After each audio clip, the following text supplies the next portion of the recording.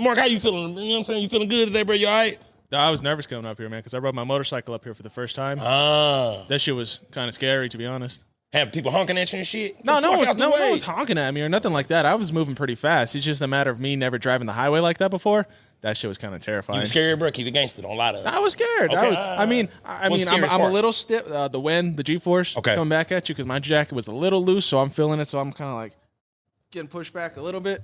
So that part was the scariest. But I mean, I made it fine and everything. But I could feel myself being a little tense, so I could feel myself kind of like a little bit. I was like, oh man. And I'm glad, Mark, because look, I'm going to tell you something. Mark got him a badass bike outside. No, that thing nice, bro, for sure. I would have put it right here, but Esai wouldn't let me. You guys could have seen it. Hater. Right here. I know. Hater. He don't want you to shine, He was Mark, sitting bro. on it out there. Like he don't want you to shine, bro. You know what I'm saying? That's a badass bike. And then, y'all don't know this, but Esai wanted that bike, though. So, Mark, first of all, watch yourself. You feel what I'm saying? With this joker, you know what I mean? You never know. You know what I mean? Because he claims that's the bike he wanted. It's the exact one. Remember that episode? It's the exact one I wanted. That's him. You know what I'm saying? Watch him, bro. I tried taking it for a spin. He wouldn't let me. I wouldn't have let your ass in. You don't know how to ride on that motorcycle, do you? You ain't certified. It's like everybody says, like, oh, I can ride stick. I can ride a motorcycle. Yeah, hell no. No, bring your paperwork and we might think about it. You know what I'm saying? All right, Mark. Now let's do what are we on? Episode 75, 76? 76. Oh, we rocking and rolling. All right, Mark, look, bro. Let's go and get into it, bro. You good? Yeah, I'm cool. Okay, I'm good, bro. Let's do this.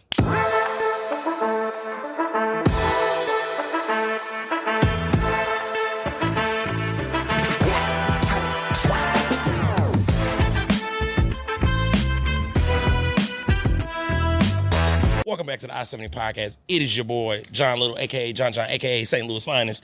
And, episode 76, man, make sure you like, subscribe, share, hit the notification bell, you know what I'm saying, so you can catch up to this pimping. Today, it's just me and my dog, Marky Mark. And it's cool. Y'all don't turn the channel. You better not turn that goddamn channel. Go and flick it back, you know what I'm saying? Hit the undo button, Command Z. Ain't that right, bro? Command Z. Make sure, you know what I'm saying, tap in, bro. Sit in. These are the episodes that be good because now I get to talk about shit I be wanting to talk about. When I have my guests in, y'all, I be trying to, make sure they get their light and, make sure they get their business out there, make sure they get, the marketing. Today, we're going to talk good game, but it's about things that John really be wanting to talk about, you know what I'm saying? And I got my dog Marky Mark to do it with. Who else, better to do it with? Esai got a wedding to go to, baby girl in the wedding, so he ain't going to get to chop it up with us today. I think he was scared. I think he set all this up, bro. He always running from the pod, bro. So I'm supposed to be able to lean on my dog to be my co-host while we, figuring out, but it's all good. Look, Mark, first of all, bro, I'm going through a tough time right now as a black man, bro. My barber's not hitting me back, bro.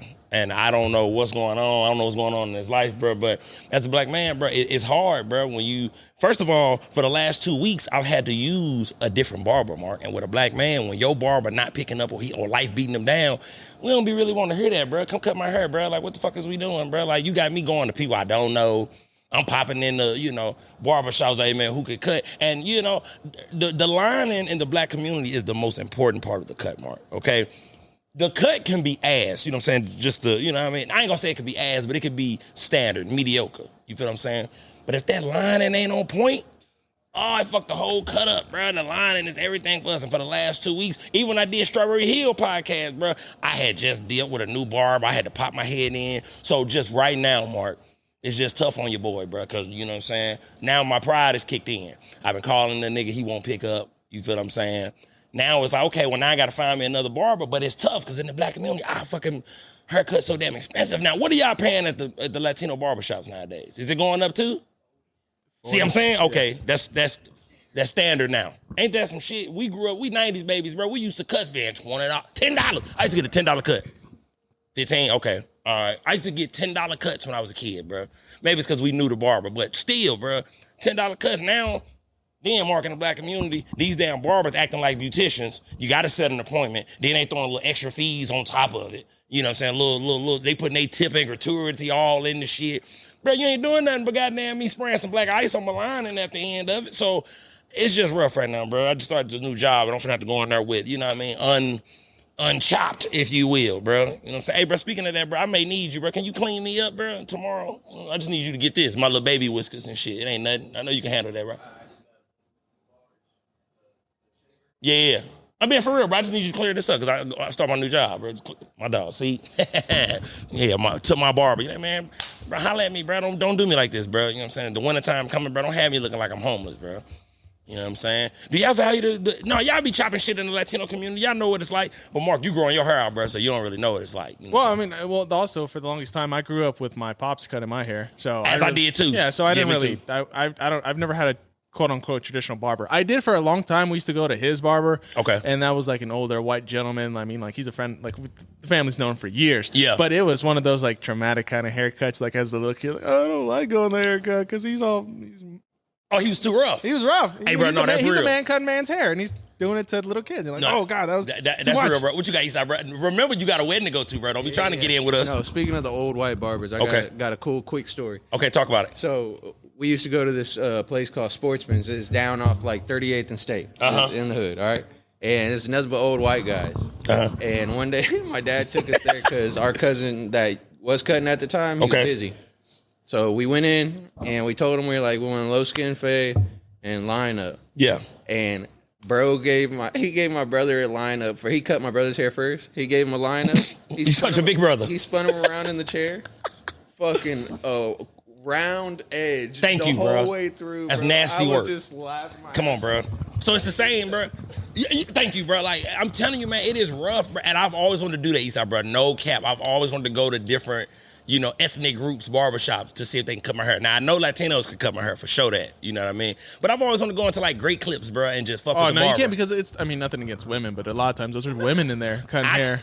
I mean, there are good women barbers. A lot of women are getting into barbering, into barber school. Well, I was going to say barbering, but that doesn't sound right. Yeah. No, but they're getting into it, but it's a man to a man. It's I don't trust them. Like I wouldn't trust them as a lady. I wouldn't trust a man to be doing my hair unless he was gay. Now in the black community is a lot of they have men who do hair in the black community, and that's always been a thing though. You know what I'm saying? But I feel for me, it's no different. Like a woman, ladies, think about it. You ain't going to no man to get no wax. Yeah. You know what I'm saying? I hate to, maybe that's a little different, but you get what I'm trying to say here. You know what I mean? You want a woman on woman.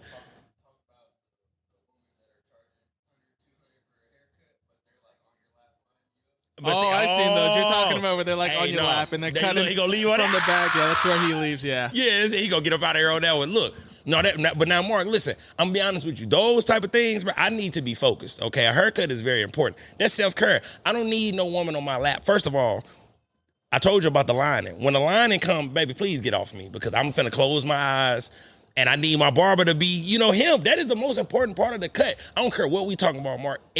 When you get to my line, I'm done talking to you, bro. And if I do say something to you, it's minimal. It's like this. Right. You know what I mean? I'm done talking, so I don't really need the women shaking ass and all that. And that's why they trying to charge a lot. They got all this extra shit that I don't even need. Bro, I washed my hair before I came, bro. You don't need to wash my hair again. Then they trying to do all this extra shit. Yeah, I got a little wine for you. I don't need, hey, man, what type of time are you on, bro? I'm here to get my damn hair cut. I ain't here to party. Whoa, imagine that, though. What if there was a barbershop in a strip club? Think about that. Mm-hmm. Okay. Now you on to something there, Mark. I like where you going with that. But once again, though, I'll be distracted, baby. The barber, all right. The barber be too distracted too. He'd be like looking at the. Thank you. You ain't focused on me. You know what I'm saying? You done nicked me because she made that thing clap and you oh shit and we both look and now you didn't skip me, bro. It's like when they spin you around, but you're trying to like keep your head still, but look back at where it was. Thank you, bro. The whole time I'm gonna be focused, like, man, look at baby girl. You know what I'm saying? Then what if I miss the best part? But that could be it.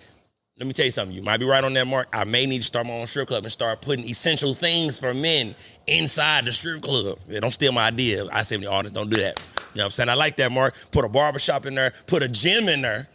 You understand what I'm saying? A complete gentleman getaway, if you will. You rocking with this? It would have to be like one of those situations where it's like there's the gym, but like all the strippers, like it'd be like a wall of glass between like the gym and then like the strip club where they like dance around in the box. Because for one, you don't want those smells intertwined. Okay. I mean, like it smells. I respect that.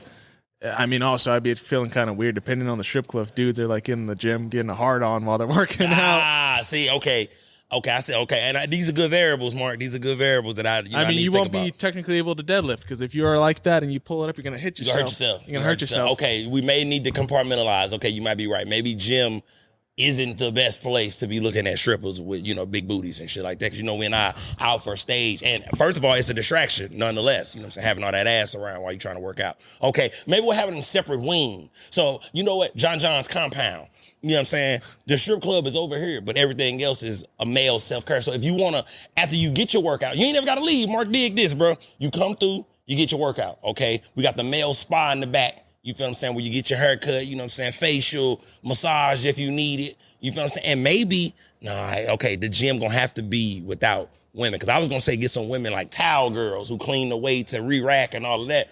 That may be a distraction. Or it may be an advantage, okay? Cause if you working out around beautiful women, it is a scientific fact, you work out harder, for sure. And I would also say I'd make it pretty exclusive, like in terms of like, it would literally, honestly, it'd probably be body shaming, but this is the scenario where it's okay. It's like you got to be in shape. You're just not letting random ass dudes who just there you go, like body shape. But you want to know what though? Maybe not, Mark, because that may be all the motivation you need to get in shape. Well, it's more. Well, that's part of it. It's like okay. you got to be this kind of shape to get into the bar. I mean, like you gotta work on to get to this point and then continue. I mean, you gotta. I like that. Yeah, I like that. Yes, sir. Even though, listen, let me tell you something, gentlemen. This is John's Boom Boom Room that we speaking about. Y'all heard it first. It is the year 2024. When this shit drop in 2030, y'all can go back to episode 76 and get a reference point, get some context. Okay. That is a good point. If you start out at 300 pounds and you come into John's Boom Boom Room, you need to set a goal. Once you hit that goal, then you progress yourself through the compound. You feel what I'm saying? I like that, Mark. Real quick, back to barber. Go ahead. I just thought about this. I thought it was funny. The one thing I did love about the old man white barber was the old man atmosphere. Did he give you the scissors? I got this. Yeah. Okay. But I do like I'm that. talking about, where you're in the waiting room and on the table is all the Playboys. Oh, he kept it that old school. Yeah, he was like that. And you're over here, and you're with your parents, or like your mom, and so they're like, this is what she always said, and it still like gives me irk dick. I'm like, I don't like the way she says that. It's wandering eyes. Yeah, so my boys had wandering eyes at that chef. I'm like, well, what do you expect? I mean, we're over here trying to flip a page while she's not looking. Yeah, I'm like, it's out. We know it's out. Do you not expect us not to take a peek at it? Come on. Hey man, that's a good point. I do remember us growing up in the early 2000s when, because when you young men, and I mean those are huge moments in a young man's life because this was our routine, bro. My daddy would take us to my big cousin Desi. He was one of the coldest barbers in the city, but we would get up hella early though. It's like Saturday morning. Our haircuts came on Saturday. My daddy would get us up at like 8:30, bro. Get us up, and we'll be at the barbershop by like 9, 10 on Saturday morning, but. Those are the moments as young men when you learn how to kind of be cool. You know what I'm saying? Like you learn how to conduct yourself like grown men conduct. Like you said, in the black community though, we had the Jet magazine, the Ebony Beauties and all of that right there. So you could just be sitting there as a man and you just flipping through ass. And you're a young man, so you trying to be cool. So you just, all you doing, this is all what men did. We all mimicked what we saw our father and big cousins do while they were in the chair. You know what I'm saying? Barber etiquette, if you will. You know what I mean? And I don't know what's going on with, like I said, with black barbershops, but, and maybe just it's to be more organized, and I would have to get a barber in here to ask, like, what's better, the walk-ins or the appointments, and I'm sure they just more structured now that they got appointments, but when y'all kind of taking away the fun of what a barbershop is, bro. It's nothing like walking into a black barbershop and it's packed, and you got to go up and ask the barber, hey, bro, how many you got? And he say, hey, bro, I got 5 in front of you, bro. First of all, black barbershop, you're going to be there a minimum 30 minutes to an hour back in the day. You know what I'm saying? Minimum. Now you got appointments, but they still be having you waiting. But I mean, take away the fun, because when you're finna be sitting there for an hour, you get comfortable. That's when you pick up your Jet Beauty. You know what I'm saying? Start talking about sports and all of that. Because I know I'm finna be in here for an hour, so I'm finna get a good 2 to 3 arguments in before.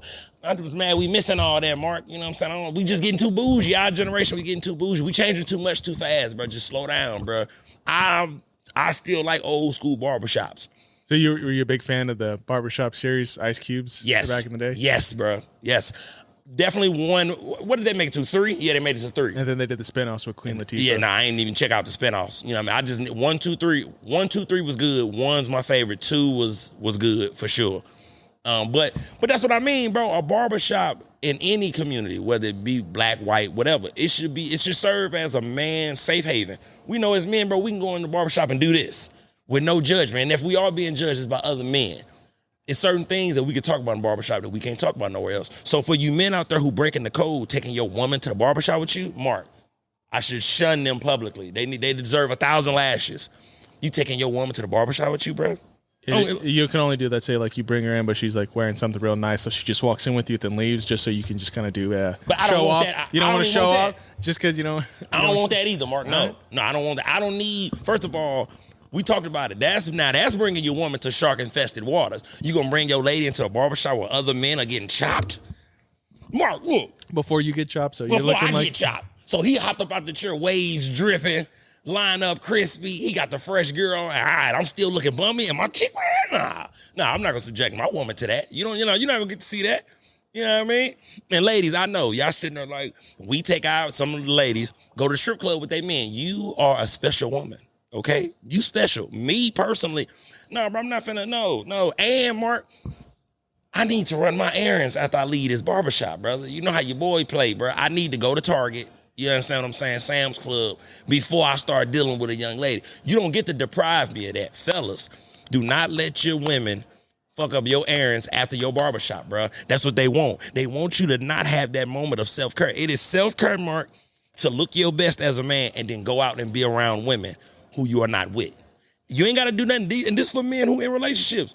Take some time to get your hair cut, bro, and just be out in public. You ain't got to talk to nobody, but just be seen, have some fresh-ass cologne on, and just have women with their car just, you know what I mean? That's good for your health, bro. You know what I'm saying? Don't be all cooped up, bro. Don't do everything for your woman. Don't get your hair cut and then just go home to my woman. I only care about what my woman think. Shut up.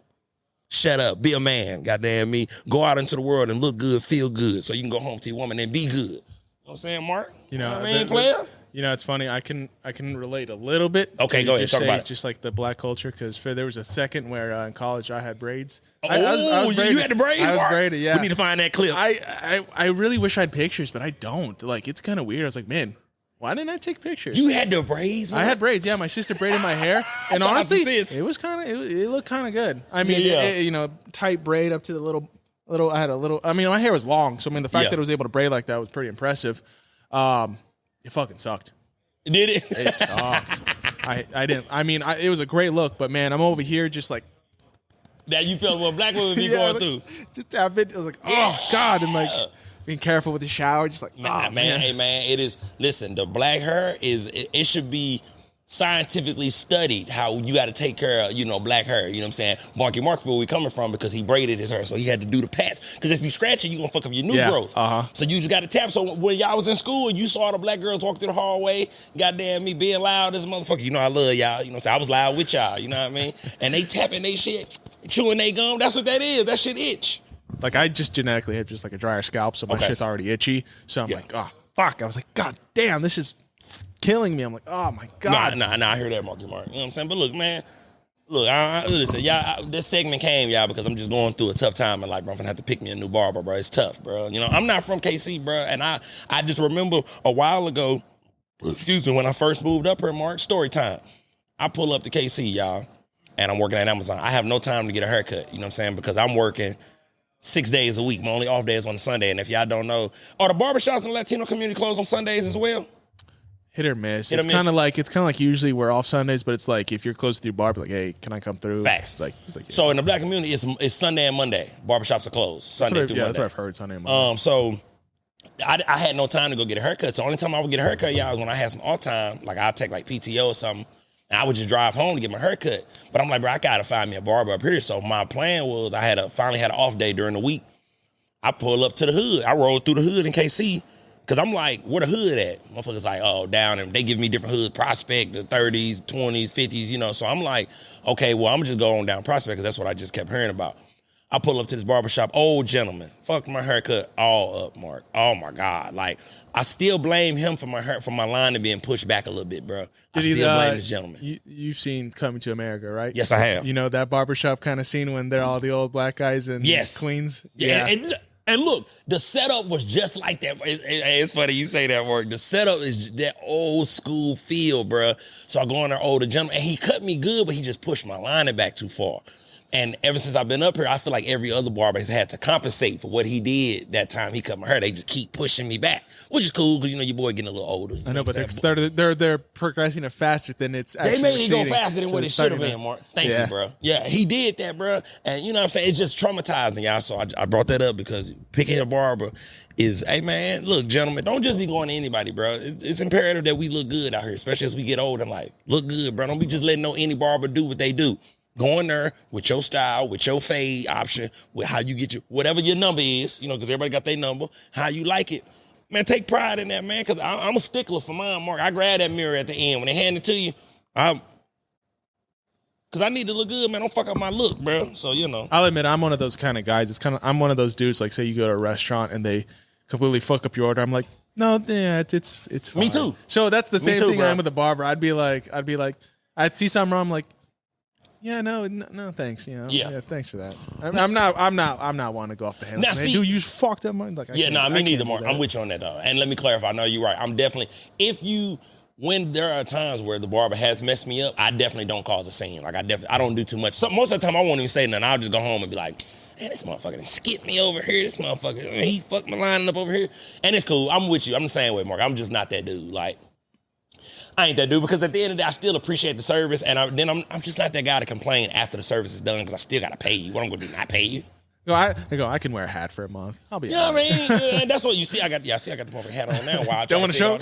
You know what I'm saying, Mark? I'm on week 2 now without a cut because I told you I went and got a cut, but it was like an emergency cut because I had a young lady being around me, and I can't not have a cut while the young lady around. That's not going. At what point did you finally grow up? Because like for the first 8 years of your life, were you just going straight buzz? Did you finally start to develop the? I got you. Great fucking question, Mark. Okay, so growing up, I would just get the regular kids fade, like just all the way around, even all the way around. I don't even think fades were a thing at that time. I remember just getting the straight cut. No, me too. It wasn't a matter of line. No it was just cutting. It was just making it short. Man, you right, Mark. Like, I don't know. They say like places like Detroit or like Philly or places like that, like the fade was always around, but it definitely wasn't like all over the place. As kids, we just got the regular kids cut where you just even all over. But here we go. I was in college. I was in Manhattan, Kansas. It was the only barbershop, black barbershop in Real quick, town. they just scored a touchdown. Who, K-State? Yeah. Hey! What's the score? What we up, 7-0? I think 10-7. Yeah, I know me and Mark, we K-State fans over here, baby. You know what I'm saying? My dog David got the game. He got goddamn me, Al Green, and K-State playing. Hey, David, it's 21-13. Anytime you're not around, brother, I can always tell, you know what I'm saying, by the music, brother. I just want to let you know that. I always know when David not in the building. My dog, my dog got Al Green playing up in here. Now so now where was I at, Mark? So back to story. So actually, I'm gonna chip you in again here. Go ahead. Now I'm so curious. I would not take Manhattan, Kansas for having a black-owned. It was the only one. So look, when I was there, I don't know how it is now. When I was there, okay, so you had they called it the African barbershop. That's kind of on the nose, but that's like one of those things where you do like that's so like you're in a mainly white community, so you purposely kind of overdo the kind of, I don't want to say stereotype, but kind of like the roots of it, I guess. The story is going to paint exactly the picture that you're trying to paint, Mark. The African barbershop were the people coming straight out of barber school, though. Oh. So these was people who just completed barber, like literally just got this, their certification. That was the first one I went to, and they had a female barber, Mark, and I was like, but she was the best one out of all them. So I'm in Manhattan, Kansas. Like, that's first of all, I don't know what the black population is like now in Manhattan. It wasn't a lot of shit for black folks in Manhattan, Kansas. You know what I'm saying? And then, like, look, I was getting cut up by some of the football players, and that's no cap. You know what I'm saying? Because when you go to college, even when I was in Missouri Valley, there are players who cut hair. So there's always someone on campus who's cutting hair. Esai was that fucking dude. Exactly. I was just gonna bring him up too. It's funny you say that. Like even with Esai, y'all see me ask Esai, bro, just clean me up real quick. It's always somebody that took to barber, right? So, but back to the African spot, I go there. The best barber there is a female. No disrespect to the female barbers, but she completely botched my haircut. I'm like, bro, I'm drowning out here. I can't get a haircut. I'm 5.5 hours away from the crib. But then I stumble upon my dog Shannon. He got the only black barbershop in the town that I can remember. You feel what I'm saying? Huh? Shay? Shit, it should have been, goddamn. But he had the only black barbershop. And he said this to me, Mark. I was getting still getting the regular little cut, the regular even all over. And Shannon said to me, hey, man, when you gonna stop getting this Sunday church haircuts you keep getting? And I was like, damn. He was like, yeah, bro, you keep coming here getting the cut that you get. You know what I mean? You got to get a real quick cut before, Easter Sunday at church and all that. And it fucked me up. And I was like, okay, damn, what I need to be doing? He introduced me to the fade, bro. That's my story of learning. Damn, okay, John, you got the fade late in the game. Late as fuck. No, this is real shit, Mark. But you got to remember.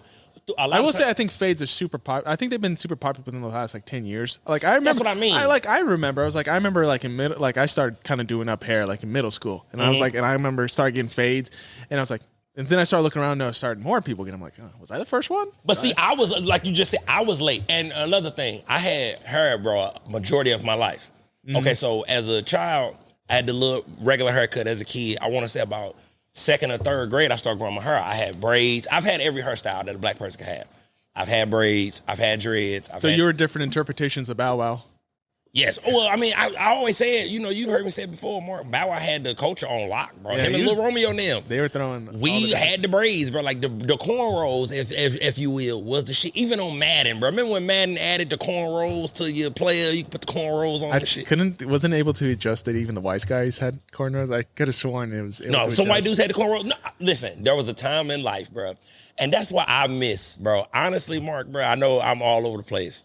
I miss the early 2000s, bro, or up in there, because it's like everybody was doing the same shit, if you will. You know what I'm saying? It's like, I think the 90s, bro, and I always do the 90s and the 2000s because I think the 2000s was just the cap of it all. You know what I mean? And everybody was doing everything. You had braids. It was like you saw white dudes with cornrows and shit. Like everybody was doing everything. When the skating shit got popular, you seen white dudes sagging, wearing big ass jeans. Remember the DC shoe era?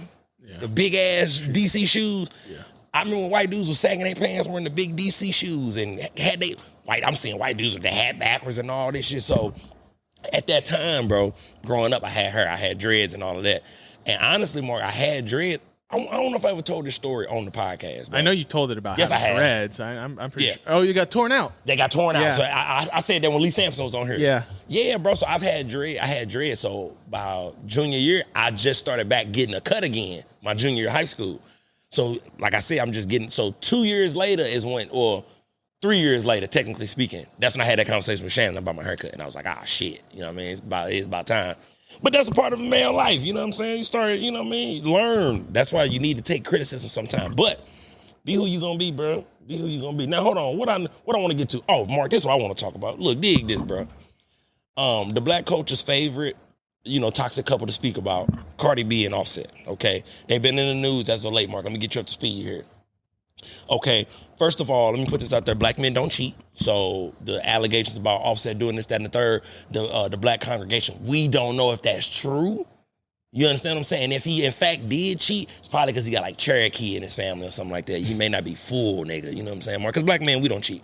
Okay, but it came out in the news, and Cardi B confirmed it, so I ain't saying nothing. It's not allegedly, because she confirmed it. She, he did his dealings back in the day, allegedly. And allegedly, Cardi B, she let another man have sex with her while she was pregnant with his child, okay? And here's what I got to say about this, Mark. That shit is overboard. Okay, ladies, look, let's talk about this, okay? Y'all are right. Men, we can't take it when we dish it out. Y'all right. But having sex with a random man while another man's seed is developing inside you is nasty work, Mark. That's wrong, brother. I'm just keeping it gangster. Now, baby girl, look, when you just found out you just peed on the pregnancy stick and you just found out, I mean, whatever. I mean, I don't know. Still feel like it, pump the brakes. But if you full blown pregnant and you letting another man hit, hey, baby girl, you the lowest of the low, in my opinion, baby. Like, where is the moral principle at, Mark? I just don't. That's too low. You going too far. That's what I'm saying, man. We got to leave these women alone, bro, because they go too far. You know what I mean? Because that's too motherfucking far. And matter of fact, I don't even want to talk about Cardi B because, on our second podcast, we deal with the men and our bullshit. Mark, could you ever see yourself having sex with a woman who's pregnant with another man's child? I need to take a shot behind this shit, boy. Hey, man, because this shit here, I can't believe this shit. Hold on, y'all. Go ahead, Marky Mark. I'll tell you what, I've been close. Damn. You've been close. Okay, now this is good. This is good, Mark. Now, close and don't get no specifics because I don't want that young lady to feel no way. How pregnant was she, bro? Like, was she like visibly showing? Like, I'd say between like 6 months. I didn't go through with it, obviously. But you contemplated it though. Yeah, in the end, if I probably would have gone with, I probably would have done it. But in the end, it's kind of like you got to think about the situation. Yeah. I think it's true what they say is like, I think a woman's hypersexual, especially when she's pregnant. I heard, yeah, that's what they say. That, and then a lot of times you got to think about, I mean, I unfortunately, I do just know a lot of girls, and especially that have go through, get pregnant, dude leaves, and, she's kind of just off on her own. No, I mean. I feel that, Mark. I feel that, man. You know what I'm saying? But listen, look. But that's why, and that is a great point, Mark. And you just took me out of some bullshit I was going to say. That's why it's important, bro, to pick the right woman you want to have kids with, bro. Because that should be in those moments where her hormones are crazy and they need, and they say the sex is good for them while they're pregnant. That's why you need to be with your baby mama, bro. So we don't have these type of situations, bro. So listen, fellas, don't go cheat on your baby mama while she's pregnant. Don't go fucking up while she's pregnant, because at the end of the day, you stressing her out. Now, I'm going to speak for the ladies real quick. I'm going to give them some leeway. Y'all stressing these women out while they pregnant, bro. Y'all to knock them up. And I always blame the men when it comes to women getting pregnant. I don't want to hear that shit. Can't happen without them. But I'm saying, though, Mark, we control the bullets to the gun, bro. Yep. You know what I'm saying? At the end of the day, bro, we all grown men. We know when that bubble about to pop. You understand what I'm saying? I know some people get pregnant on pre-cum and all that, but there's ways around that. Matter of fact, let me give my fellas a little bit of game. The pre-cum come when you still a little too excited. You know what I'm saying? You done jumped in that thing too quick. And that's for the men out there who don't like foreplay. You know what I'm saying? Go on, get your foreplay action in so all that pre-cum get up out you. You know what I'm saying? Go on, you do a little oral, receive a little oral, and then that's how you combat that. A lot of y'all men, as soon as y'all get in the room with her, y'all ripping her clothes off and you trying to get right in. No. Get her warmed up real quick, bro. You know what I'm saying? Don't be diving right into the cat, bro. Warm it up, bro. Get her situated, you know what I'm saying, to what's about to happen. Y'all motherfuckers getting up in it, you ain't even got the box ready for entry yet. You know what I'm saying? You just, I'm ready to wrap it. You know what I mean? Whoa, brother, calm down, relax. You understand what I'm saying? Take your time with it. You know what I mean? Have that thing welcome you in. You know what I'm saying? A lot of men be trying to be like police officers and do forced entry. You know what I'm saying? No diddy. No diddy. My bad. You know what I'm saying? But I'm just saying, bro, warm that pot up first. You know what I mean? So that's what I'm saying. That'll take her out of pre-cum. But for me, Mark, I blame the men when a woman get pregnant, bro. We be knowing, bro. We be knowing for the most part when we done fucked up. But a lot of us men, bro, we just irresponsible, Mark. And I don't, relatively speaking, I don't really like that, because I don't like when men out here, and it take two to tango. So you're right, Mark. At the end of the day, that woman laid down with that man and let him not use protection, this, that, and the third. But I'm just saying, as men, if you truly don't want kids, like John, I want some, but I don't want none. Me personally, I don't want none out of wedlock. Yeah. Me personally, you know what I'm saying? Like, if I'm going to be with her, if I'm going to get a woman pregnant, I want to be with her. That's just my personal preference. I ain't knocking nobody else's hustle. But for me, I don't play those type of games, Mark, because I truly don't want to be nobody's baby daddy, bro. Like, so I don't play those, I nutted in, so now I got to do the plan B. Have I had to do it? True, but that was high school. Like, I was a young man. I was drunk. I don't even remember the time when it happened. I just knew I had to get it. Well, she reminded me, but I don't play them type of games, Mark. I don't nut in women, bro, and then act shocked if a woman be like, I'm pregnant. Oh, well, that's kind of, that's what happens, brother. And most of these men out here who be, man, I don't want it, I ain't ready. You nutted in her, bro. You knew what you was doing. You feel what I'm saying? Now, look, Mark, the women got to get some blame, too, because there's a lot of women out here that be in the moment, nut in me. And it's like, okay, whoa, baby girl, relax, okay? It's so obvious. I see so many girls who get pregnant by the worst dudes. It's like, yeah. Like, I think everybody told you that it was, yeah. And I don't know if you're being rebellious or what's going on, but like, everybody knew that dude was a piece of shit. And the fact that now you're kind of stuck like this, like, come on. Mark, that's what I'm saying, Mark. I know, girl. Again, I know too many people with too many problems, but I know fucking girls like that too. I can't do it. And then listen, I feel for both parties involved, because at the end of the day, and both parties are responsible at the same time, because like you said earlier, it take two to tango. I'm just speaking. I like to speak to men as a man. You feel what I'm saying? Being where I'm at, being to this point in life, I don't have no. I know oops babies happens, bro. A lot. Let me be honest with you. A lot of us are oops babies. Mm-hmm.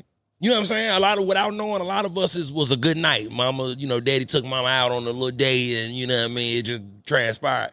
A lot of us, oops babies. I'm just saying, as men, though, we got to control the bullets, bro. Like, you can't be just shooting up the club thinking ain't nothing going to happen. And then you see they making abortions hard and all this shit. You got all these people who don't believe in it for religious and political reasons. Man, don't be out here on stuck.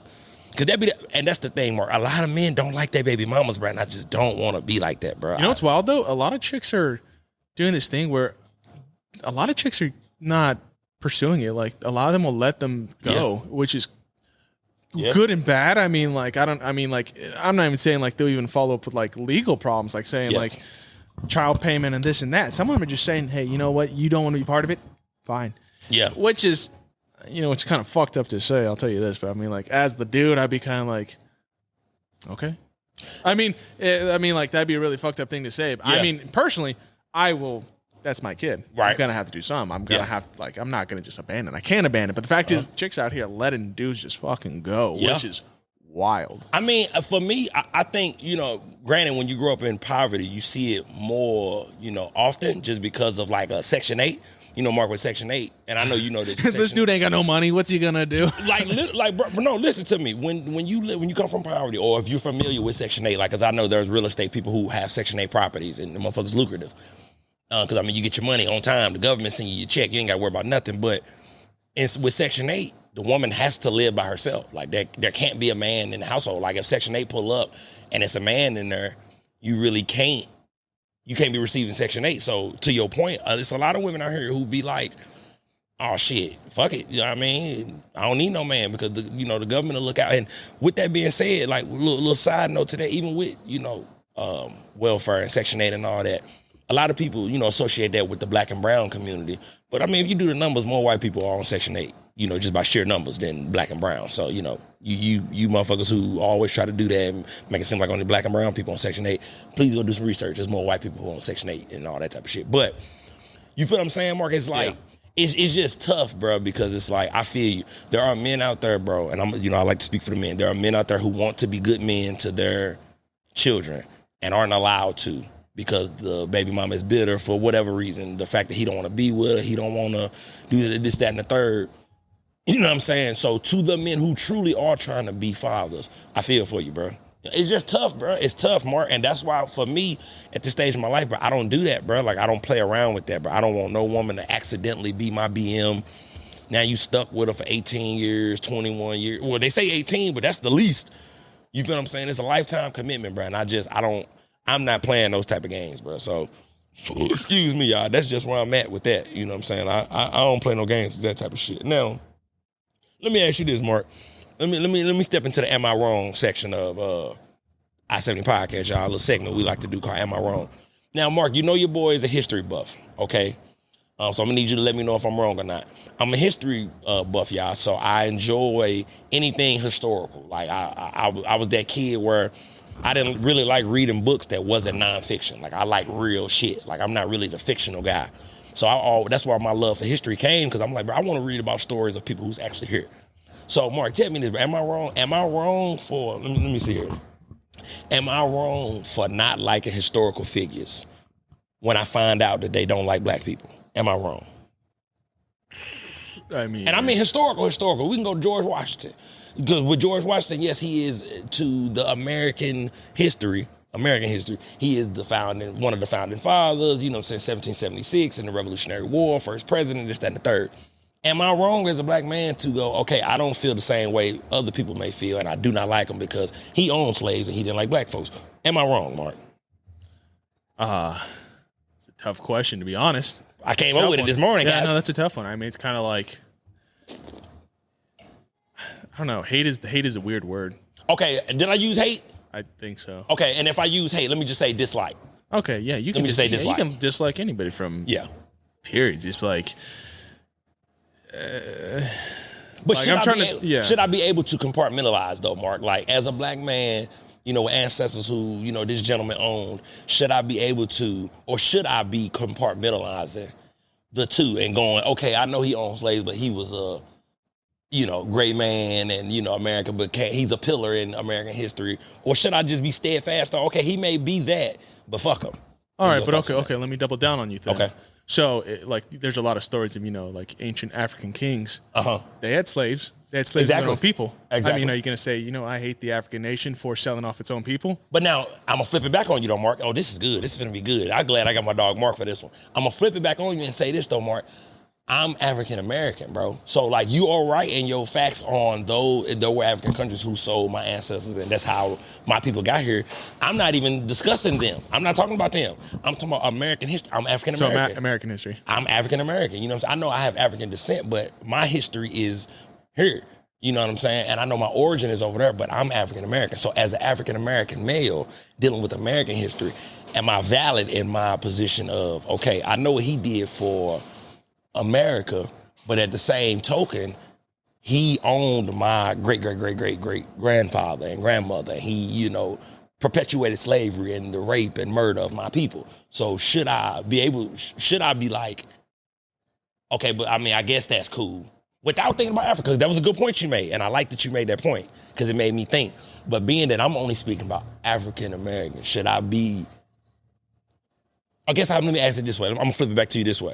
Should I be able to view his importance to American history while also going, but if I'm talking about African-American history, he really didn't fuck with my kind. And if I met him, if it was some way to time travel and I met this gentleman, he would think I was less than human. Is that a fair assessment? Yeah, you can again, dislike. Okay. I mean.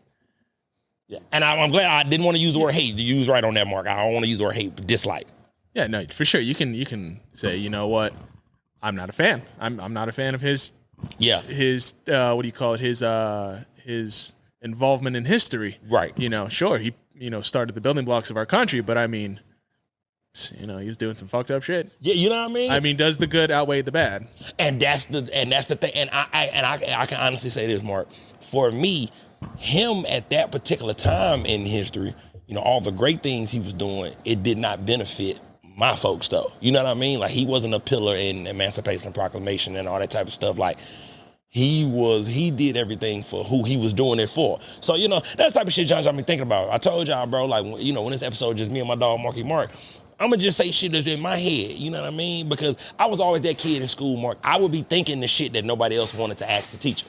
That whole nothing's a stupid question? Oh, I took that shit to 10. Like, I'm going to ask everything, bro. So. Yeah, like, there's certain historical figures you have to, like, kind of take it on, like, a grain of salt in certain circumstances. Okay, I like that. Like, let's say, for example, one of the best examples would be Thomas Jefferson. Thomas Jefferson, talk about another founding father, was involved in the slave trade as well. Yes. However, was not a big fan of it. Still did some stuff, some not keen stuff. I mean, a lot of black people's roots can come back to Thomas Jefferson because he was, having sex with his slaves. Yeah.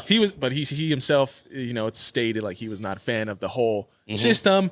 And you can kind of say like everything was built up in a way that maybe it's weird how much they saw the future coming. Facts. I will say, because, even in the, Emancipation Proclamation or the Declaration of Independence, they write down saying all men to be free. Yeah. In which is, currently at that time and point is, white men are free. Even women weren't free at that time either. It was it was generalized to, kind of that's men.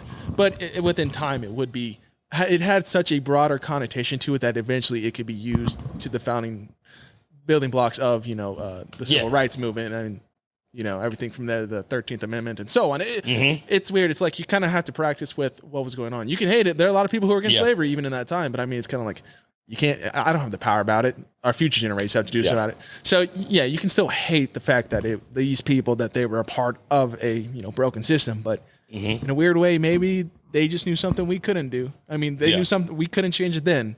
Maybe we can change it later. And man, you want to know what, Mark? That's probably one thing I've never, we got into it a little bit, bro, when you brought up Africa and everything. I'm telling you, bro, like, man, that's one thing I've never really got a chance to speak on here. Nowadays, bro, you growing up, it wasn't, I guess I just was too young to experience it, bro. But like, bro, as I got older, bro, I started to realize, bro, the disconnect, if you will, Mark, follow me now, baby. The disconnect, if you will, between African Americans and Africa. You feel what I'm saying? We know that's where we hail from and that's our origin, but like I always say, a lot of our history was distorted and this, that, and the third, bro.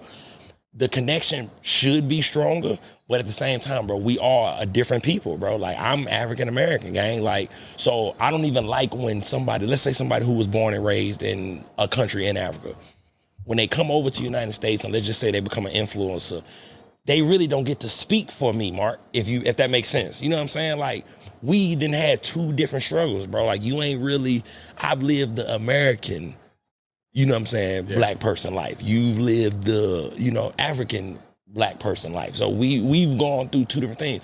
And trauma is everywhere. Every country deals with this, that, and the third. With being a history buff, Mark, I've always known that slavery has been everywhere throughout time. You know what I'm saying? It's always been there. You know what I'm saying? But I just think we probably, what are your thoughts on this statement, Mark? And I could be misguided. Y'all can get in the comments and correct me. I have no problem with that. But I think we are the most recent example of slavery, though, American black folks. Would you agree with that, or am I overstepping my boundaries by saying that? There's still modern day slavery in some parts of the world, but I mean in terms of like, I guess, I don't know. Slavery like ours, though? Yeah. Because I always like to say that with me, being, so into history like I was or like I am, I always feel like, I'm not going to say ours was different or I don't like to do the worst game. I don't like when people do that type of shit. Like, this was worse than this. I don't really like to do that. I'm just saying, like, in recent history with United States, because I want to say United States is the youngest out of all the superpowers. We're one of the youngest still across the world, yeah. Yeah, so, like, our history is kind of like the most recent out of the rest of it. You know what I mean? And we're just a little over 300, I think. 400, about 400 or 500 years. You know what I mean? And I can't speak for other places, but I can because everybody benefited from it. But we'll save that for another, episode. But you know what I'm saying? I just really wanted to put that out there. Like, one story I love to tell, bro. When I was running track in high school, we had a kid on our team named Pa. I wish I knew Pa's last name or remembered his last name. And I asked him one day, like, bro, why don't, Africans really fuck with us? And I'm asking him why they don't fuck with African Americans. And he was like, yeah, we just kind of feel like y'all have kind of lost y'all culture and this, that, and the third. And it's like, well, motherfucker, y'all gonna blame us? Like, what the hell? So I'm giving you insight, Mark. That is the disconnect, if you will, between African Americans and Africans. It's like, they be looking down on us, and it's like, well, motherfucker, wait a minute. Ain't y'all the motherfuckers who helped get us over here? So the people you talking about, where you like, oh, they helped sell y'all. Hey, wait a minute. Ain't y'all the motherfuckers who, aided in this whole little transatlantic shit? So there's always been that. And when I asked Pop kept it gangster with me, Mark. He was like, bro, we just be feeling like y'all have lost y'all sense of culture, y'all sense of this, that, and the third. And I don't like that statement because it's like, bro, a lot of our history was distorted. We not African Americans, bro. We not like no other people in this regard. I always say this, and it makes me feel a way. Every other race or people, they have history to, point to when it's time to research their origins and where they people come from, and this, that, and the third. Ours has been so distorted that African Americans, we don't know. All we know is we come from Africa. Most of us come from the western coasts of Africa, but that's all we know unless we really do some digging. And it's like, damn, can I really trust Ancestry and all that type of shit to give me actual shit? So, man, it's just tough, bro. You know what I mean? Maybe I get me some Africans on, bro. That's what I'm going to do. Get some young dudes out in Lawrence with a popping-ass podcast that I like. I'm about to get y'all, I think it's called the Cruise Line Podcast, but I'm going to have to get y'all on, bro. I'm going to wait to have that conversation, Mark, till I get their ass up in here, bro. We really going to do it. Now, you know what, bro? Let me ask you this, Mark. You know what I mean? Let's get on topic of cuddling real quick. We real men in here. You know what I'm saying? Look, and one thing I said, we talk about real shit. Things that other men may hide from the rest of the world. Let's talk about cuddling, okay? First, let me ask you, Mark, are you a cuddler? Or are you a guy who do you enjoy cuddling? I'm a big cuddler. I love okay, now I'm going to flip it now. No Diddy on this next question, y'all. Walk with me now. What is your favorite position when cuddling, in your opinion? And this is Marky Mark. This ain't everybody. This is Marky Mark's favorite position. If you cuddling with a young lady, y'all over watching a good movie, what position do you like to be in? I like to be, so scenario, we're watching a movie, so we're in the living room. Oh, okay. That's a good dynamic. Okay, let's do living room first, for sure. I like that, Mark. So living room scenario, it also kind of depends on the couches, because like I'm a big dude. Depending on what my couch looks like, are we able to fit laying down both of us on a couch? Good couch. Let's do good couch. Okay. Good sectional. A good sectional. It's one of the ones where it's like long, but then like that last seat on the end has that like extra where you can put your legs up. It's like kind of like a weird bed. Yeah. That's like my favorite kind of. Okay. Yeah, that's like. So the couch dictates the position you're gonna be in. It really does. Okay, I think so. I mean, like, do they got some kind of futon, something to put my feet up, or am I? Because okay, I'll give you a baseline. So we're gonna say the one with the sectional where it sticks out like a bed. Yes. Okay. It's my favorite, y'all. Yeah, it is. So that's the one where the guy has the corner. Like, yes. Always. There you go. The corner. Talk to him, Mark. Yeah. So I'm on the corner. That's where I am, and usually then she would be, depending on how like she wants to lay. It's usually kind of like she's next to me, arm around, and either her legs are out across the couch, or if she wants to be like that, where she's kind of slouched down more, kind of like resting on my chest, and her legs are then across the seat onto my legs. Okay. So it's just kind of either think like, so either we're like this, or she's like that. Okay. She's off to the side. Right. Okay, now let's flip it before I go. Flip it to bed. Y'all went to the room. Now into the bed? Yes. So let's Are you cuddling when you sleep? Like, can you sleep like that? I can. I mean, I will take the risk of having a terrible night's sleep for just some comfortable company. Mark is hey man, shout out to all the women who deal with my dog, Marky Mark. I do that because I'm a toss and turner. I'm a toss and turner. Me but too, if you're laying bro. there, I will let my arm kill and just be killing me in the morning. Just cause, I know, because you'll wake up, you'll be in the middle of the night, you'll look over your shoulder, and be like, with your hand that's like you're just kind of like trying to put some motion back into it. Trying to get some blood flowing. Yeah, exactly. So in the bed, one of my favorite positions is say like I will do that where I'm laying on my back, arms across, she's on That's it. standard though. Yeah, and then either her leg is then across my hip. There you go. Or that leg is it. Yeah. That leg or is it. Then the second one being her back to my front, laying side to side. Yeah. Now I gotta ask you a very important question, Mark. Are you a spooner? Like, hold on, let me ask it better. Marky Mark, have you ever been the little spoon? Because you are a big guy, bro. Yeah, it's kind of like an unintentional thing where, like, I say I'm laying there, and then she comes up on, like, I'm laying there first. Yeah. I'm already laying there, and she decides to come up behind me, just kind of like, just kind of nuzzles to the back of me. Yeah. Yeah. And I'm gonna say this. I hate to cut your wisdom, Mark. Let me say this to you fellas out here. That is the only way, in John John's opinion, to be the little spoon. Okay, is if you already laying there and she scooch up on you. No, and let me tell you something, fellas.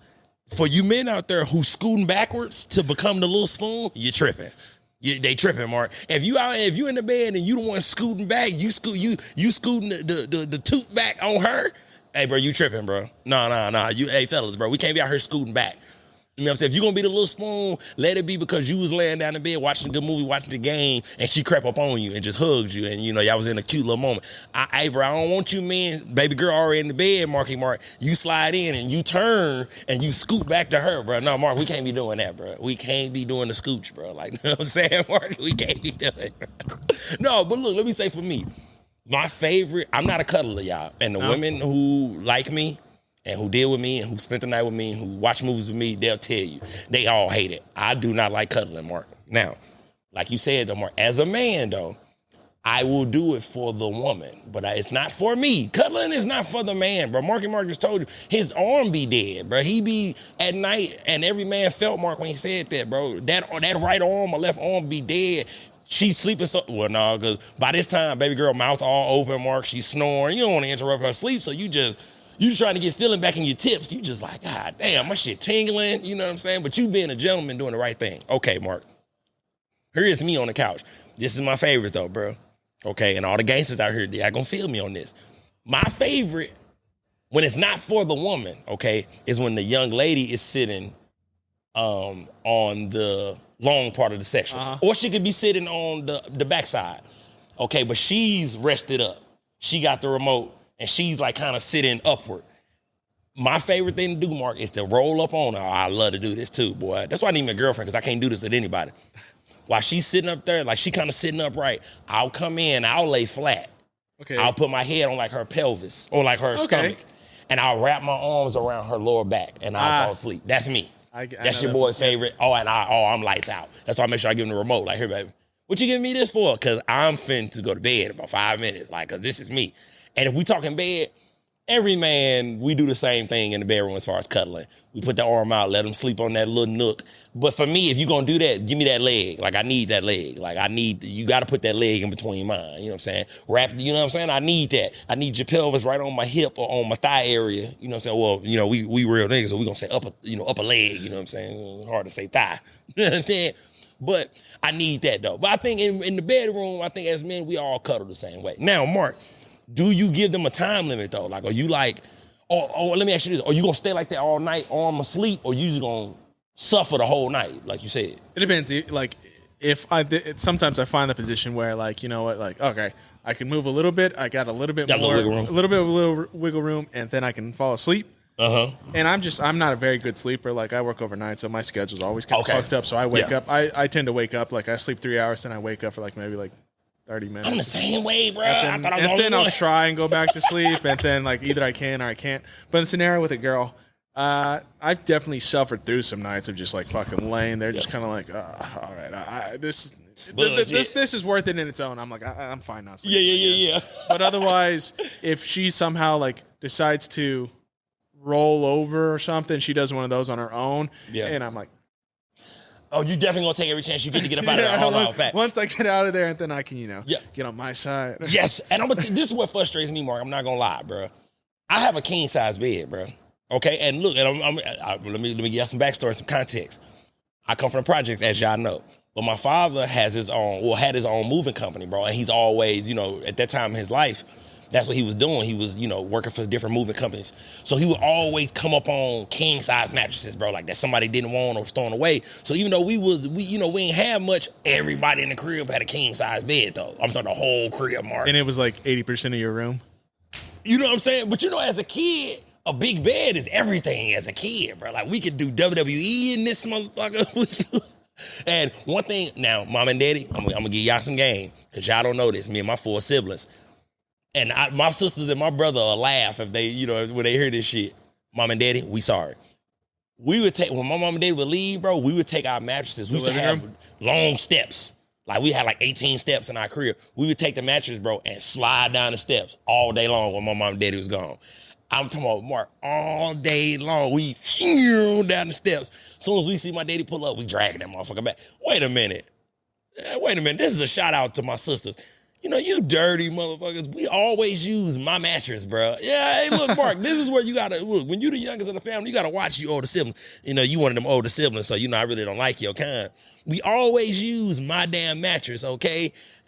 Look, that's a shout out to my sisters. It was always your idea to use my shit too. They would say shit like this, yours closer to the steps and all. Nah, fuck all that.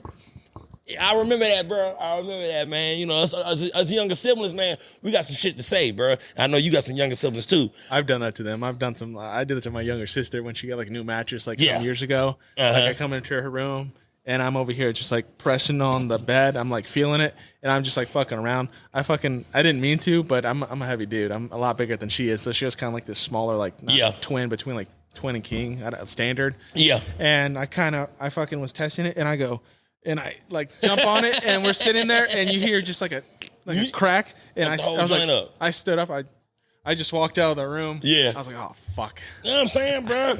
And man, let me not forget the point that I was trying to make, Mark. I got a king size bed, always have, always will. I just got a new queen. Yeah, but listen, the point is this, Mark. I don't like that I have a king size bed, and that's a lot of bed, man. That's so much bed for just you. That's why I have a queen, because I'm like, I can do a queen. If someone comes over, that's fine. But otherwise, I mean, like. This is enough for me. I also don't like fucking with sheets because I'm like, I'm the kind of dude you put on one corner and you got to walk all the way around. No, for sure. Put on the other corner. And them bitches be fresh out the dryer too. They be hard to, you know what I'm saying? No, that's real. But what I'm saying is this, Mark. I got all this bed.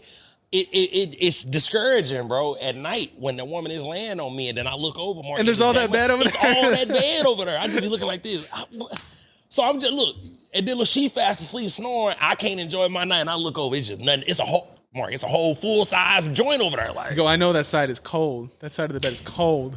Listen, let me tell you, all the ladies who deal with me, there is no reason I should be on the edge of my bed and I got a king-size bed, Mark. It's not right, bro. First of all, it's selfish. It's selfish, and I know all y'all smiling and kikiing and all that shit. It's not right. I'm miserable, okay? And, Mark, I give off a lot of heat, bro, so I be getting hot when I'm asleep, bro. So now you bringing your body heat, and now I'm hot. I'm miserable, bro. So... I-70 family, John do not like cuddling, bro. You know what I'm saying? Unless I'm the one, being cuddled, if you will. You're of the few, because most guys are, physical touch, And, no, I do. There's more. I mean, not before bed, though, Mark. I'm trying to sleep. Are we sleeping or are we not sleeping? I don't know. Is it a weekday? No, but what I'm saying is this. One of my homeboys, he was explaining to me this how him and his lady, do the whole cuddling thing. She little spoons him for a minute, then he rolls over and he little spoons her. Then see, we not sleeping, okay? This is not sleep here. We doing some other shit. Goddamn it, roll your ass over there.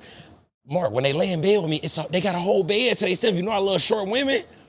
My little short women, they be 5'3" and under, looking like little, you know what I mean? There's nothing but space. They could be in a Patrick star and be good in the bed with the boy, but no, you know what I'm saying? Stop looking back, Marcus. You got me concerned. What's the score? I can't see that far. It's still 13-21. Okay, 21-13. Can't stay still kicking ass. You know I'll say the other issue I have is... go ahead, Mark. And I know this. I mean, like, depending on the situation of the bed, I'd say, like, maybe, like, 75% of girls sleep naked.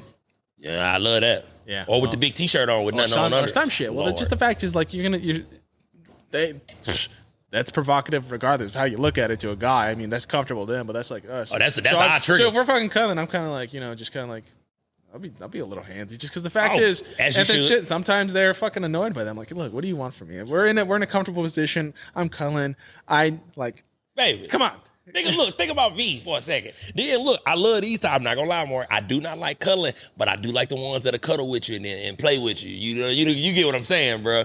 They laying up on you, but they just, they touching you. They, you know what I mean? They figuring you out. I do like those, bro. I'm not gonna lie, bro. I will confess. You know what I mean? I do enjoy those. You know what I mean? And you right on that, Mark. When I always, as a player and a pimp, when a woman spend the night with me, Mark, I always got the big T-shirt ready for them. Every single time. One of your T-shirts? Absolutely. You got to be careful though, fellas, because they will take it. You know what I'm saying? Because they'll leave with that outfit on. The best hoodie, the best T-shirt? No, facts, bro. There's a couple of essential shirts in my closet missing. I'll stab your ass, girl. Bring my shit back. But yeah, bro, like, that's big for me, man. Like, and definitely, come to bed half naked though. No, for sure. Do that. Come with the big T-shirt and nothing on up under there. No, that's a good time. You know what I mean? That is a good time. Now, goddamn me. Mark, let me ask you. Ooh, this is good because anybody up in here, man. Let me ask you this, Mark. I got nothing but my family up in here, man. Let's talk about something John want to speak on, bro. Let's talk about the N-word for a second, okay? Okay. Let's just talk about this for a second, Mark. Why do you think certain white folks want to say the N-word? Like, why do you think they get upset when somebody says you can't say it? Like, because you'll have those individuals online who'll be like, well, if y'all can say it, we can say it. And I got a couple stories that I can give y'all, me being a black man. But why do you think that some white folks are upset that they can't say it, in your humble opinion? I think it's just one of those, like, negative reinforcements. Okay. Like, it's like with any kid. You tell a little kid he can't do something, he wants to do it more. Yes. So it's kind of like, hey, you can't say it. Well, like, why can't I say it? Yeah, no. So, like, out of spite. Yeah. Like, I can't say it. Then they'll go home and like. And look, and that's the thing about it, Mark. Okay, we 90s babies, bro. We all play Call of Duty. We know y'all say it, bro. Oh my God, that shit's like wild. Those chat rooms are so wild. Hey, bro, bring back the old Call of Duty chat parties, though, bro. Like, hey, bro, that be needed, bro. Like, the world getting too soft out here, Mark. We need to know these things, bro. Like, those times in history, bro, when the Call of Duty chats was just racist and volatile, was a time in life, bro. Yeah, now it's dangerous because dudes are out here learning how to hack so they can figure out where you live. And I just saw this. I just saw this on a fucking TikTok. That's some dude was like, hey, yeah, he's like, this kid's being like fucking dropping the N-word, and like this black dude's like, and then this dude literally says his home address. Yeah. And the dude just like goes quiet. He's like, oh, now you don't want to say it because now, wow, you just. Like, this shit's dangerous. The internet's fucking dangerous. I'm gonna tell my white counterparts something. I'm gonna tell y'all this, bro. If you gonna say it, because we know y'all say it, just say it in front. Actually say it though. Like, don't be at home just saying it amongst yourselves when your favorite rap song come on. If you feel that strongly about the word, go on and say it, bro. But you gotta prove yourself, bro. Go say it in front of a group of black dudes, bro. That's my thing with it, Mark. You get a pass. You need a pass. Not even a pass. But if you got the balls to go say it in front of a group of black folks, hey man, what can I say to you? Because I mean, you man enough to stand on your position and say how you feel. Don't do the shit online from your webcam and all that type of shit. That's whack. You know what I'm saying? As men, show some courage. Go on, say what you're going to say in public. You know what I mean? I feel like you're baiting, John. I feel like I'm not, bro. It sounds like you're baiting, man. Mark, I'm not, bro. I'm just saying, bro, I'm all about conviction, Mark. Have some conviction. And I'm speaking on the individuals who feel that strongly, who want to say the word. I'm not speaking about the people who have no interest in the word. You feel what I'm saying? But the individuals who want to say it, but have the conviction and the balls to go say it in front of the individuals who are offended by it. Because that's what I'm saying, Mark. At this stage in life, with all this podcast and everybody got their own platform to speak their mind, you know what I'm saying? It's sometimes it feels like there's an attack on the First Amendment, and I'm all for people saying what they want to say. but I'm the person who I also feel like be able to back up what you say. It means nothing, bro, if you could just get online and spew bullshit. You can get on your platform and just spew nonsense and this, that, and the third. Be able to convey your message in front of the individuals who are offended by your message. Mark, bro, there's nothing I say on this podcast, bro, that any individual who opposes what I say, if they sat down next to me, I wouldn't say the same thing to them because that's just not who I am. But if I feel so strong about a situation, a word, or, you know what I mean, whatever, I should be able to say it in front of the person who's offended by it. And you know what I mean? That's just where I'm at with it, bro. Like, you know what I mean? So yeah, I am baiting a little bit, Mark. And you're right. You know what I'm saying? Yeah, everybody who watches I-70 just gonna be coming to the John if they see my in public. Hey. Yeah. But no, bro, like, man, I only say that, bro, because y'all know this, man, if y'all followed the podcast long enough. And if y'all don't know, I mean, I grew up with, suburban white kids, bro. So I know y'all say it, bro. You know what I'm saying? And I mean, I remember being a kid, bro. And you know what I'm saying? The funniest thing to do is go to a concert. Because majority of the people are going to be white, Mark. Go to a concert, and then that part of the song come on. It's so funny being next to a white person. It's like the whole crowd is singing, and then like it stops for a quick second when that. But it only stops with the people that's next to you, though. Like the people that's right next to you go. It's kind of like you're standing there and you're watching, and like the part of the song that comes up, and you're like looking around, and you see other people looking. Like, who am I near? Where's the nearest black person? You know what I'm saying? It's like, okay, it's not safe. I'm telling you, bro. White folks, y'all know that's what y'all be doing at the concerts, bro. I never forget, Mark. I went down to the lake with, I dealt with a white woman back in the day. Yeah, that story. She take me down to the lake, bro. I never forget. They started playing Kanye, but it was a Kanye song, bro. That was one of them ones where he come right on. You know what I'm saying? Letting you know. He saying nigga this and nigga that, but we around a bunch of old white folks though. But I know the verse coming, so I'm laughing my ass off because I know it was a white dude who he was pandering to me, Mark. You feel what I'm saying? He wanted to pander to me and be, I never forget the term he used. He was like, yeah, bro, let's get some gangster rap going up in here, yeah? And I'm just looking at him like, I'm not that guy, Mark. Well, wouldn't part of you feel kind of like... No, I know what you're finna say. No, like he's trying? No. But you beat me to it. No, hell no. I'm not the black dude to pander to, Mark. Don't pander to me, bro. Black folks, we feel that, bro. Like, we feel that when we know. Okay, I'm going to give you a prime example. My dog, David, back there in the back, right? David's playlist is fire, okay? I mean, it's fire, bro. Like, it's just one of them playlists. But you can tell David's playlist isn't a playlist where he's pandering to me. It's actually slaps that he's playing. So play the good songs that, like, transcend culture that everybody get to enjoy. Don't, because you see me go, let's get some gangster rap going on over here, yeah? As if that's all I listen to, Mark. I'm cultured, baby. I listen to everything. You ain't got to put on gangster rap. He just puts on NWA and just goes from there. You ain't got to do that for me, Mark, though. That's what I'm saying, bro. You can put on some Jersey Boys. You know what I'm saying? Jersey Boys soundtrack. You can put on, you know what I mean? You can put that type of, I know some Elvis songs and shit. And if it's any 90s bop groups, you can put on some NSYNC, Backstreet Boys, bro. Come on, man. You ain't got to do that, bro. Maroon 5. I'm speaking about the white ones. Of course you can put on Boys to Men. Of course. But that's what I'm saying, Mark. There's options. You don't have to go NWA on me, bro. And you don't have to feel like you got to play songs to pander to me. Play some good shit. You can play, what's that Kid Rock song? I love it. All Summer Long. What's the name of the song, though? But you know the song I'm talking about, though. You know what I mean? He was talking about he was making love to a young lady by the lake all summer long. That's my jam. You know what I mean? I'll give you another one. Rascal Flash. Life is a Highway. That's my jam, Mark. That's a slap. That is a slap, bro. I know that song word for word, bro, and because cars is my shit. You know what I mean? But I ain't like that shit, Mark. You know what I'm saying? Don't pander to me, bro. You know what I mean? Don't pander to the boy. I don't like that, bro. Don't do that. Well, do you pander a little back? No. I mean, like... Because if I don't like the song, I'm not going to act like I know the song. No. Okay, I'm talking about, like, say, like, maybe... I don't... Like, just for example, say, like, if you were to talk with slang in the normal setting, do you drop a little bit of slang when you're around them? What you mean? Drop? Do I take a little bit off, or do I actually say some slang to them? I guess either or, depending on... Okay. For me, and I can't speak for everybody, this is John speaking. For me, Mark, I'm going to be honest with you. Your boy is a chameleon. I can be in any setting and still be myself. You feel what I'm saying? So...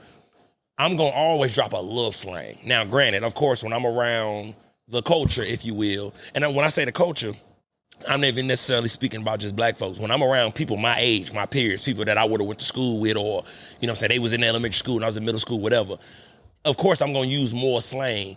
I'm just respectful, Mark. So if I'm talking to your mother Or, matter of fact, I'll take that back. If I'm talking to you, man, yeah, I'm gonna do that. Your mother, your grandmother, your aunt, you bring me around the family.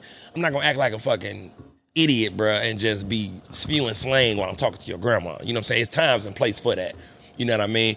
But once again, if you're around my age, I'm gonna conduct myself how I would conduct myself around somebody I would have went to school with, which is, you know what I mean, slang. But I'm not that guy, Mark. I literally feel like I've found that perfect medium between, because I do appreciate good vernacular. You know what I'm saying? I do appreciate good words and things of that nature. Even if I can't spell the word, Mark, I love when people use good vernacular. But I also love slang. So I feel like I've married the two, bro. I'll say some good shit, but I'll put a little slang on it, bro. So no, Mark, I do not pander, bro. That's not me, bro. I'm John all the time. You hit him with the strange line. You go, y'all feel me, my constituents? Yeah, there you go. I'm saying that was player right there, Mark. You feel me, my constituents? I love that. I'm still that. Act like it's mine. That's what I'm saying. Go ahead, make that a shirt. You know what I mean? Good. I found that happy medium, and I appreciate I found that happy medium because, like I said, Mark, it's allowed me to be in certain rooms, and as black folks, and I'm sure white, you know, in the brown community, Latino community, y'all feel where I'm coming from. Sometimes, bro, you got to code switch a little bit. You know what I'm saying? Sometimes you got to put a little bit of your culture down when we in corporate America, if you will. You know what I'm saying? Got to put it to the side. And we speaking about barbershop. That corporate black dude in, you know, corporate America, he do sales or whatever. But then hold on. I can't see. Oh, that's somebody. Oh, hell no. Never mind. I'll take that back. That's somebody mama up front, Mark? Yeah, I see what's going on here. Thank God I was talking about the mama. Anyway, goddamn me. You got to code switch a little bit more. Like we put our white voice on some of these cold call, you know, and these meetings and things of that nature. When we hang up that cold call, I'm a real nigga again. You know what I mean? As soon as I hang up from talking to Bridget and all that, what's up, money? You all right? You cool? That's what, you know what I mean? You got to do that from time to time, bro. You know what I'm saying? So back to what I was saying. No pandering. Okay, Mark, look, let me ask you this, bro, because you know me and you are both movie buffs. What are 3 movies you can't live without? And if you need me to go first, I'll go first. 3 movies that you can't live without. I know that's a tough one because I know you love movies. All right, go first. Okay, go ahead. No, you. You want me to go first? Yeah, okay, my bad. Okay, so for me, y'all know your boy, Braveheart. Anytime I want to get in the mood of warrior mentality, I'm going to watch some Braveheart, okay? Remember the Titans, okay? I got to have me some, you know, I love motivational sports movies, okay? And if I got to do one more... Oh, bro, it would have to, it got to be a gangster movie, bro, and I got to pick my favorite. And I got movies that, technically speaking, are better than that, but my personal favorite, A Bronx Tale, bro. I love A Bronx Tale, bro. That is one of my favorite movies of all time, and it's by far, I got a bunch of favorite gangster movies, Goodfellas and Godfather and all that, but A Bronx Tale, that's my shit right there, bro. So those are my 3. Braveheart, Remember the Titans, A Bronx Tale. That's me. Them 3 movies that I could just watch, and if they took them off all platforms, I would be devastated. I'd be crushed. What you got, Mark? I got Interstellar. That's one of my favorites. I really love Django Unchained. That's one of my, like, I could always sit Great down. movie. I could sit down and these are like all movies that I could watch for like 4 hours almost. Yeah. I like long movies. Yeah, I feel that. And then if I were to choose a last one, I'm trying to think of one that we watch a shit ton of. Dr. Seuss's The Grinch Who Stole Christmas. You took, okay, yeah. Yeah, the Jim Carrey one. That's like, there's like certain movies that just like we have to play like once every year, and that's like something we always watch. Like, I'm telling you, Mark, those movies right there, bro, those are the ones that they need to leave alone and not remake and shit like that. But I don't like when they, like, I think you said it, you know, just off camera and everything. Like, it seems like everything has been done at this point. Like, everybody's remaking everything, and it's like, certain things just need to be left alone. Like, so y'all, you know, studios out there in Hollywood, I know y'all going through a lot. Stop remaking shit, man. Come up with some new shit, bro. You know what I'm saying? Nobody want to keep on seeing all that same shit. You know what I'm saying? Nobody want to see all that. Now, let me say this, Mark. Okay. I'm gonna need you to pick one. You ready for this? Yeah. 10 out of 10, IG woman. Instagram popping, Mark. She following 20,000 followers. You know what I'm saying? 30,000. Like, the ratio is crazy. So 10 out of 10, popular on IG. Or 5 out, you know what I'm gonna do? You know what? Or 7 out of 10 works at Target. Which one you taking, baby? Now, the 10 out of 10, she bad, bro. But the ratio crazy, like, you know what I'm saying? It's 300 followers, 10K. And this regular, I mean, I don't even want to use the word regular. And this other young lady, she's attractive, 7 out of 10, with no filter, no nothing, and she work at Target. She the cashier. Who you picking, bro? The 10 out of 10 Instagram. That's what you taking. Mm-hmm. Can you give a, explanation why? You know what I'm saying? Talk to me. Well, it's nothing against, like, the girl who works at Target, but I'm just assuming if she's making that much money and she's attractive as 10 out of 10, she's probably making more money through Instagram. I mean, I heard that. I mean, and again, I don't care anything about like how much a girl makes. It's just like in this instance, if I had to pick one, probably a girl who makes more money. Yeah. Maybe she'd treat me to some more stuff. Just try to get flew out, Mark. I see what the fuck you got going on. I mean, again, I have nothing against like lower. I mean, fuck. I mean, I'm not hype rolling. I'm not trying to pay for nobody because I can't pay for nobody. But I'm just saying like. But that come with it though, Mark. That 10 out of 10. Yeah. She's used to that lifestyle though. I mean, she chose me. She chose you. No, I definitely do it that way. She chose me, so she knows that I'm not a high roller or nothing. Okay, so I mean, plus like, there's a big difference on. I think Instagram models are, they're not the same as like OnlyFans models. They're totally different. Yeah, not as real. So I'm fine with the Instagram model. I'd definitely do the 10 out of 10 Instagram model. Okay, and then y'all know how your boy play. Y'all know John, man. Look, and let me break this down. Me personally, I like me a good old regular round the way girl. And when I say regular, I do not mean she don't get her hair and nails done. I do not mean she don't take, wonderful pictures and post them on Instagram. She don't look good. She don't go out. Me, I just like me a regular joint, bro. Like, I always bring up, like, women who work at Family Dollar, Target, Walmart, all these different things, because I'm just speaking about a regular chick who she just paying bills like the rest of us, bro. She go to work, she clock in, she do this, that, and the third. And no against the and nothing against the IG baddies who make money off Instagram or social media or whatever. Me personally, I just like me a regular joint, bro. Like that's just me, bro. Like what I'm saying, because I'm so regular. I'm gonna click with regular. I don't really click with bougie. I don't click with this just throughout my life. I don't click with dudes who are like that. You know what I'm saying, in regards to Instagram, like the dudes who super popping on the gram and they do shit for the gram. I've never been that dude because I'm still getting used to having to do shit for the gram, post shit. So for me, I'm going to always take that woman who work at Target, you know what I'm saying? And Mark, like I always tell you, bro, catch up to this pimping, Mark. She need me, bro. Like, you know what I'm saying? Them bills ain't stopping. She need me in her life, bro. You know what I mean? Now, Mark, let me get to some other shit. What is a non-negotiable for you? You know what I'm saying? Because you and your boy, we're in the same space in life where we trying to find out one. What's a non-negotiable? You going to get with a woman, she gonna be yours, but what is a non-negotiable? Like, what's something you ain't coming off on? You gonna down that hill in regards to being with a young lady? If I had to say, probably she don't want kids.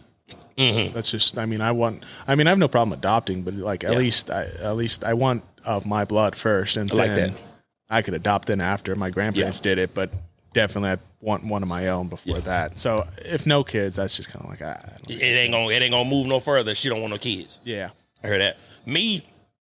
Damn, Mark, that was a fucking good one. God damn, that was a good one, bro. I was gonna say some silly shit. I'm still gonna say it. Yeah. No, bro, I'm still gonna say it, bro. I'm glad that's why I got my dog Mark here. Add some sense to this podcast, to this nonsense I be spewing sometimes.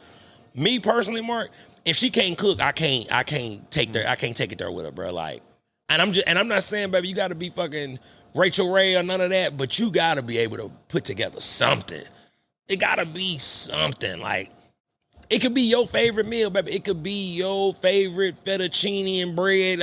All women can make pasta, Mark. But it got to be something, baby. You got to be able to cook me something.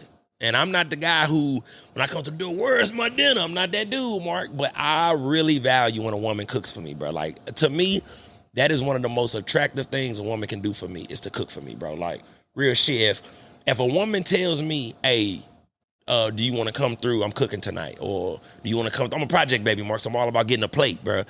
You give me a plate, I'm you know what I'm saying? I'm indebted, I'm indebted to you. You know what I'm saying? Like, you know what I mean? That holds a special place in my life if you can feed me. The cardinal rule, the way to a man's heart is through his stomach. Yep. When a woman can throw down in the kitchen, man, that's undefeated, bro. Like, and I just see, you know what I mean? And so for me, any woman I like, and look, you don't have to be able to throw down right away. But I need to be seeing some effort from the jump, Mark. Like, you trying to learn my favorite recipes. And when we went home, when I took you to meet grandma and mama, you was in the kitchen with them. That's attractive, Mark. You take a woman to meet your grandma and mama and aunties, and you step in the kitchen, she in there helping them cook. Oh! You know what I mean? Oh, do you want to go to the bathroom real quick? Like, what are you doing in here? Like, do you want to end up in, the spare room? Don't be in, you know what I mean? And then, just a woman bringing you a plate, Mark. Just everything that comes with a woman's cooking, for me, is a non-negotiable, baby girl. You got to be able to throw down in the kitchen. And because John like to eat. So I smoke a lot. So, you know what I'm saying? Mark, I be hungry, bro. No, you need to be able to cook. You know what I'm saying? Fuck with John, bro. I ain't playing that, bro. You know what I'm saying? Damn that. Now, how we doing, Mark? Where we at, baby? I know I've been around. We're an hour 25. We're an hour 25? Yeah. Oh, well, damn, this went fast. Yeah, it did. I know. And we can go and kill it, man. Look, let me say this, bro, before we get up out of here. I want to give a second condolences to everybody down in Florida or up the coast that's getting hit by Hurricane Helen. Is that correct? I believe that's the name. I don't remember the name, but yeah. I think it's Helen. You know what I'm saying? If I got it wrong, y'all can get in the comments and correct me. But more importantly, like I was saying, I want to send condolences to everybody being affected by that hurricane down there. It's one of the reasons why I've always been afraid to move to anywhere where there's a lot of water, because y'all know John can't swim, bro. So Mark, that shit is anytime. Like, if I'm on Twitter or something, I got to scroll past those photos of people's houses flooding because I can't swim, bro. Like, that's one of the scariest situations that John can find himself in, bro. In water, gang. Like, and it's a hurricane, bro. So it's like. Wind and water. And it's cold. You know what I'm saying? Then I seen some shit in Florida, Mark. It's a person outside their crib flooded. It's a damn alligator just floating right on the backyard, on the patio, bro. Look, that's another element. I'm in water with alligators, too. Come on, man. Those are dinosaurs. I wish Eastside was here. He'd give us some whole little motherfucking experience. But no, on the real, bro, before we get up out of here, I want to do that, bro. Like, y'all stay safe. We want to send condolences. Everybody over here at I-70 want to send our condolences to everybody affected. Like I said before, not just Florida, anywhere getting affected where the rain, water causing. I seen all the rain and all that is affecting the dam up in North Carolina, this, that, and the third. So everybody who's been affected by, Hurricane Helen, man, we want to send our condolences out to y'all. I pray that y'all, make it through, find shelter, find, resources to help y'all get through this, tough time, all the businesses that lost businesses. And I hope everybody got insurance, which I know a lot of people probably don't in this, fucked up economy we got going on. But, shout out to everybody, man. All the people who, I don't know what the death toll is. And if it is, condolences to the family who's been affected. Check on your peoples, man. If you got family down in Florida or places that are getting hit, check on your family, man. Make sure they good. And around the world, man, send what you can. I know it's rough out here, man. It ain't, in this economy, man, it ain't a lot to give. You know what I'm saying? Everybody ain't got a lot to give. We all got shit we got to pay for nowadays. But, yeah, man, shout out to everybody, who connect. And then shout out to all the volunteers. Shout out to all the nonprofits that's going down there to help, really giving money. A lot of these places, Mark, they be taking donations, don't be giving all the money to, the needy. You know what I'm saying? Shout out to everybody who down there helping, and trying to help. You know what I'm saying? We done touched on a lot today, Mark. You know what I'm saying? We done did that, man. I'm gonna get my dog up out of here. He rode his bike up here. He been looking back at it the whole time, y'all, because I'm sure, we in an area that's nice, but it's right up on the hood. So he been checking every 5 minutes about his bike that's outside. So I'm gonna let my dog get up out of here. You know what I'm saying? It's been an amazing episode 76. Make sure you like, subscribe, share, hit the notification bell. You know what I'm saying? Tap in with us on all platforms, TikTok, Instagram. You know what I'm saying? Make sure y'all tap in, man. More things are coming, man. Episode 76. It's your boy, John, I-70 Podcast, St. Louis Finest, and we out.